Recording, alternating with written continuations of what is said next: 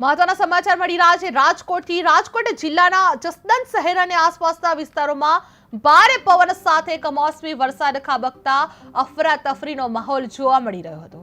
બપોર બાદ અચાનક વાવાઝોડાએ વિકરાળ સ્વરૂપ ધારણ કરતા લોકોમાં ભય ફેલાયેલો હતો। ભારે પવનના ઝાપટાથી ઘરોના બારણા બારીઓ ધ્રુજી ઉઠ્યા હતા અને શહેરના અનેક વિસ્તારોમાં નુકસાન થવાની માહિતી મળી હતી।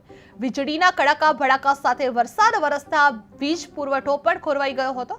આ અચાનક બદલાયેલા વાતાવરણને કારણે ખેડૂતોને પણ નુકસાનની ભીતિ ઊભી થઈ હતી, જ્યારે લોકો જીવ બચાવવા દોડધામ કરતા નજરે પડી રહ્યા હતા। જે જસદણમાં વાવાઝોડા સાથે કમોસમી વરસાદ ખાબક્યો હતો, જે ભારે પવનથી શહેરમાં અફરાતફરી મચી ગઈ હતી, જે બારણા બારીઓ પણ પવનથી ધ્રુજી ઉઠેલા જોવા મળ્યા હતા।